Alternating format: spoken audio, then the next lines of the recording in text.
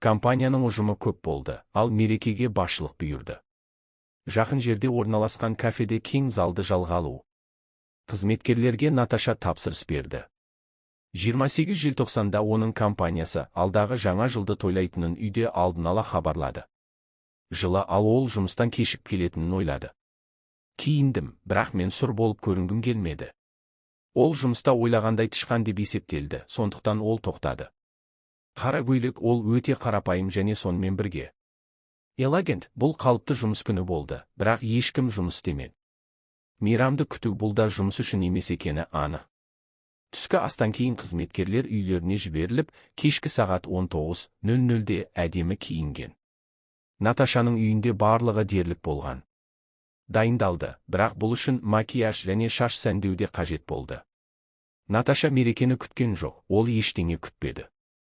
Әдеттен тыс, бірақ ол мереке болуы керек деп шешті және бұл үшін қажет. Сәйкес өзін-өзі қабылдау мерекеге арналған көңіл-күй мерекеден басталады. Киім және оның көйлегі астында Наташа өзінің ең жақсы қара киімін киді. Осы жазда менің демалысымда Римде сатып алған зығыр мата және түстер сәйкес келеді. Оның жақсы өңделген шашы мен ұқыпты макияжы оған гартер белбеуін берді. 19:02-де Наташа кафенің жанында таксиден түсті. Оның бөлімі қазірдің өзінде болды. Қосымша қызметкерлерді жалдау, сондықтан Наташа көптеген жаңа тұлғаларды көрді. Мен бұрын көрмеген болатынмын. Сонымен қатар компанияның басқа филиалдары болды. Қаланың аудандары, оның қызметкерлері де шақырылды. Әрқайсының артында 6-8 адам, әдетте бір адам болатындай етіп ұйымдастырылған. Бірліктер тонды кафенің гардеробына қалдырып, Наташа оны сәл жөндеді. Шашып, дәмханаға кірді, адамдар залды толтырды, ал 15 минутта 7-ден өтті. Басқарма мүшелері келіп, мерекелік кеш басталды.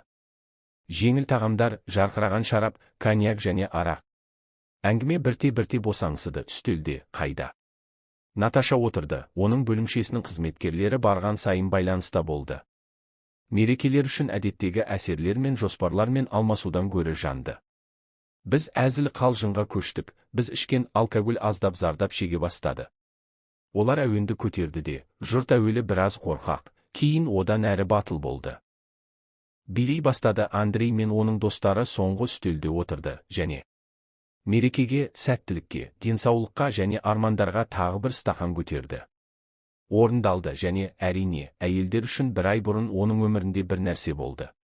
Ол бір жылға жуық кездесіп жүрген қызбен ажырасуы аздап әсер етті. Оның көңіл күйі және жақында ғана ол қалыпты өмірге орала бастады.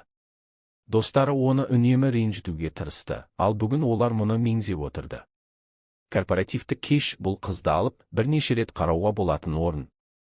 Қара көйлек киген қандай қуышақ. Сергей бірінші қызды көрсеткен жоқ. Саусағымен. Ол неткен сұмдық сөздер мен пікірлер. Мен сенімдімін. Ол махаббатты аңсады. Жоқ, ол жұмыс істемей. Әй, жүр. Ол барлық әйелдер сияқты Андрейді іздейді. Сізді күтіп отыр, оған барыңыз. Иә, мен. Ол тіпті билеуге де келіспейді деп $20 бәс тігемін деді Олег. Даулаймыз ба? Сөзбе сөз, бірақ 10 минуттан кейін үстелде отырғандардың бәрі болды. Ұрысып қалған Андрей көп қарсылық көрсетпеді және дауға ашуланды. Кейбіреулер биге шақыруға бәс тігуге дайын болды, басқалары көбірек талап етті. Бұл қыздан, бірақ кез келген жағдайда бұл даудың мәні болуы керек. Андрей бұл ханымды жеңуге дайын екенін айтты. Ол көптен бері шампан ішпеген еді, бұл оған біраз ауыр тиді. Ол жеткілікті түрде мас болды деп шешті. Би естілді, Наташа қуана қосылды. Бишілер үйірмесі мұнда оның бөлімшесінің қызметкерлерінен басқа би билеп жүргендер де болды. Ол көрнекі түрде білмейтін, бірақ жеке таныс емес. Оның көңіл күйін сәл көтерді, ал Наташа қуат пен позитивті сезінді. Би билеп жатқанда ол сүйкімді жігіттің мезгіл-мезгіл лақтырып жіберетінін байқады.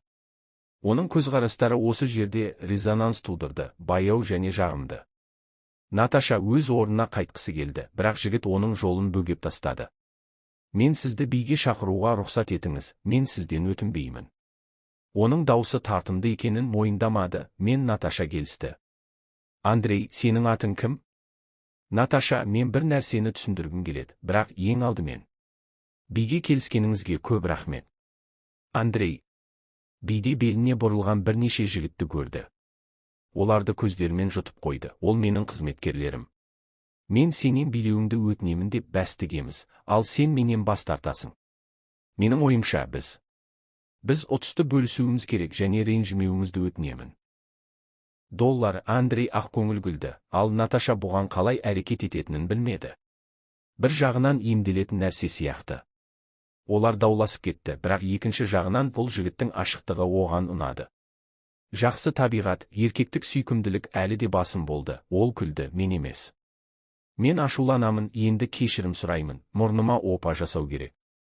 Осы сөздермен Наташа бұрылып, дәретханаға қарай барды. Қолын жуғаннан кейін, Наташа шашын жөндеп, ернін жаңартты.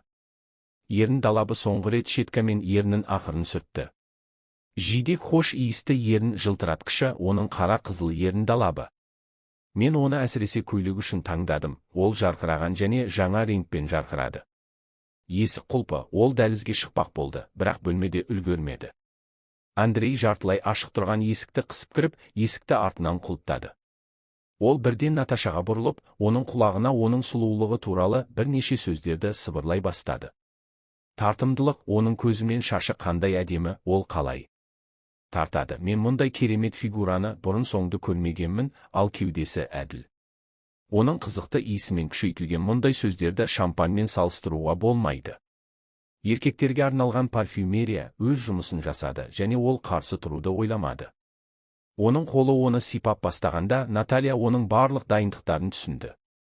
Кешке олар бейсаналық түрде, дәл осындай сәтке дайындалды. Әдемі жігіттің мені байқап, дәл солай сипағанын қаладым. Ол, Андрей оның ойларын оқып, оның санасы туралы ойлағанның бәрін істегендей болды. Ол қалқып кетті, ал іштің төменгі бөлігіндегі сезім күшейе түсті. Натальяның өзі мұндай нәрсеге қабілетті деп күткен жоқ, бірақ олардың. Бұл жақындық стендтегі Андрейге қажет болды. Сыртқа шықпас бұрын, бұл сүйкімді, Наталья ойлағандай жігіт. Наташа оған телефон нөмірі жазылған визитка қалдырды. Деп ерін далабысын жаңартып жатты. Күлімсіреген достар менде оған мұқият қарады. Деді Андрей. Бұл менің барлық күшімді алды және маған допинг қажет. Бұл жаңа жылдық шытырман оқиға. Деп ойлады Наташа және визиткасын жұлып алып, кішкене қағаздарды бөлмеге лақтырды. Қоқыс жәшігі үйде күту.